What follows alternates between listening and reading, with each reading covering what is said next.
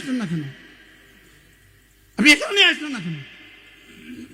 চিনা উচিত এটাকে, এটা মুস্তাকুন নবী, এটা মুস্তাকুন নবী।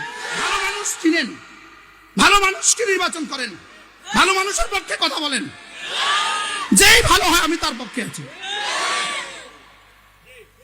আমি বলছি কোন মার্কা, আমি বলছি কোন দল। দল হবে কেন, মার্কা হবে কেন? আমি ব্যক্তি দেখবো ভালোকে। কি দেখবো বলেন? ব্যক্তি দেখবো ভালোকে।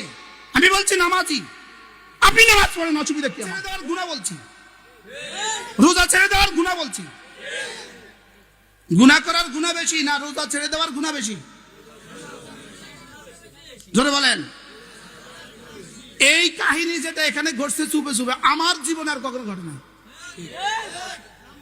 অথচ এটা আমি নোয়াখালী। ওরে বাপ, আমার বাড়ি শানবাগ। বাপ রে বাপ, যে ঘটনাটা ঘটলো এটা কতটা দুঃখজনক, হৃদয় বিদারক ঘটনা।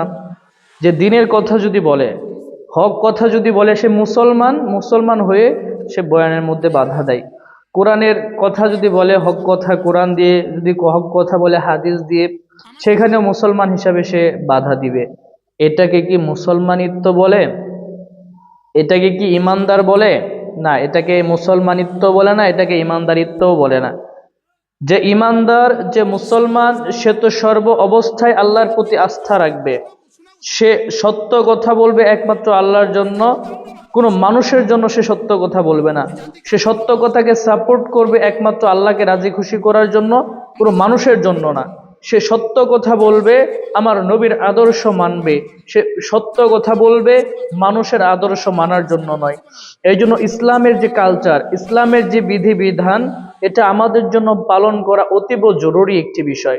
এই জন্য আমাদের প্রত্যেকের উচিত আল্লাহ তাআলার উপর বিশ্বাস রেখে, আমার রসুলের আদর্শ মেনে প্রত্যেকের হক কথা বলা, হকের উপরে চলা। এটা আমাদের জন্য অত্যন্ত গুরুত্বপূর্ণ একটি বিষয়। কিন্তু দুঃখের ব্যাপার হচ্ছে, আমাদের মধ্য থেকে এটাই বিদায় নিয়ে নিচ্ছে যে মানুষ এখন হক কথা বলতে পারে না, হক কথাকে সহ্য করতে পারে না। যার কারণে মাহফিলের মধ্যে বাধা দেয়, যার কারণে মসজিদের মধ্যে বাধা দেয়। আল্লাহ তাআলা আমাদের সবাইকে বুঝে বুঝে আমল করার তৌফিক দান করেন।